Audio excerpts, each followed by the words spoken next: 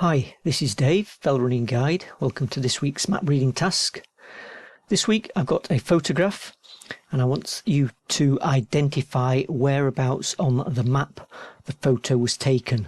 Have a think about what features you can see that help you make your decision. And then also, looking at the map, why have we got different coloured background shading?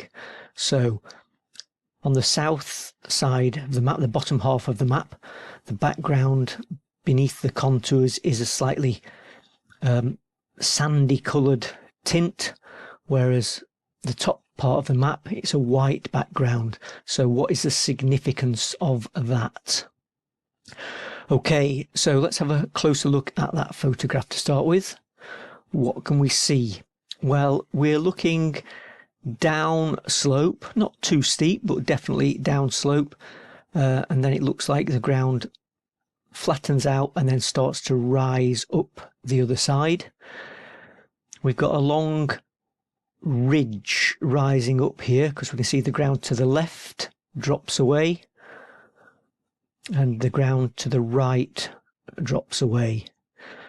We can also see that if we were to head off to the right along in the middle distance, we've got this ridge that goes along, and that's forming almost like a bowl shape in here. And then we've got a broad hill here, slightly higher on the left hand side than it is on the right hand side. It's dropping down here. We've got a fence line just to our left that goes down and runs along the high point of this ridge and up, straight up the hill on the opposite side. And then it looks like we've got a path that goes off to the right here. Let me zoom in a little bit on that. It looks like we may have a path on either side of this fence line. Definitely a path going off here and a faint path off to the left there. We've got hills beyond, but they're probably too far away to be on the map. So let's have a look at the map. We're using the Ordnance Survey 1 to 25,000. So we need to be on looking along a ridge with a fence on it to downhill and then gradually up the other side with ground dropping to the left and dropping to the right. Fences are black lines, but they're not always shown on the map, so I'd look at the shape of the ground first. So we want to find a long ridge with a drop on the left and on the right. So we can have a look along this public right of way here, and as we go along, there's nowhere really that fits with that photograph yet. What about this area, Foul Step? Could we be looking slightly downhill from Foul Step along this fence line and then up the other side? Well, that fence didn't have that kink in it, but let's ignore that to start with. Look at the shape of the ground. We could go down and then up the other side, but we haven't got that long ridge curving around to the right really. We've just got this steep drop here and a broad area. It does kind of fit a little bit, but we certainly haven't got that path going off to the right. So let's just discount that for now. Could we be here looking down and up the other side? Again, that doesn't quite fit. What if we were looking the other way around? If we were up in this area here near Windigyle, could we be looking down here and then this long ridge with a drop to our left, a drop to a right, and then there, look, that being that thin ridge coming round, Windy Rig, forming the bowl shape down into Gyle Burn? Well, that fits. Let's just have another look at that photograph.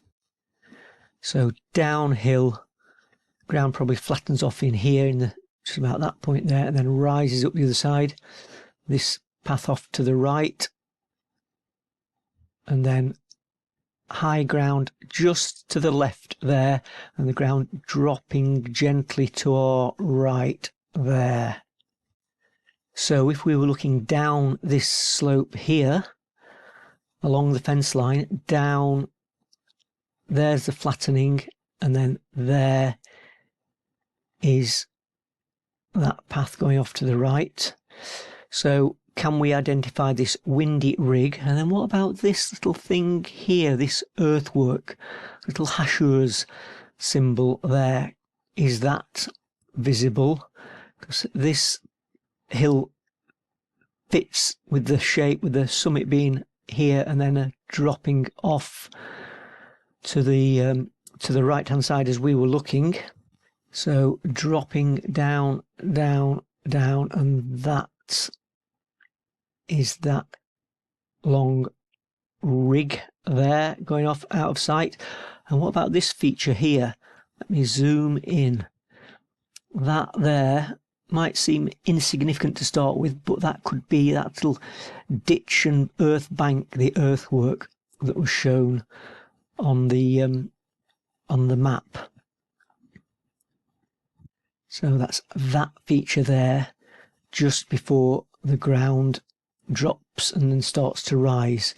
So a photo was taken just slightly below the 600-meter contour, just looking down that slope there. So that's that. What about the significance of the shading, top and bottom of the map?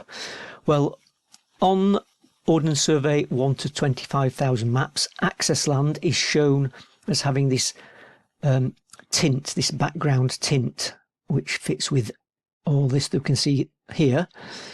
But surely land at 600 metres above sea level would be access land also.